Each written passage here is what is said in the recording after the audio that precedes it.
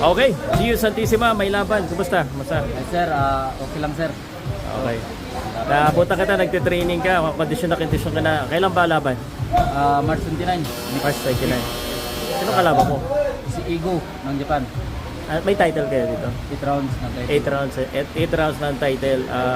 Yung kalaban mo, hindi ko masyado kilala eh. Ano ba to? Amateurs din. Yan lang talaga ang mga ano doon. Pag doon, yung laban na kagad nila sa ano. Mga magaling na yun sa amateur eh. Matagal na silang laban sa amateur. At least may laban ko ulit sa lahat. Hindi ko makakalimutan, ikaw yung yung nag-break ng record ng talo na sunod-sunod ng Pilipinas eh. Nandun ako eh. Eto, sa laban mo, anong expect natin?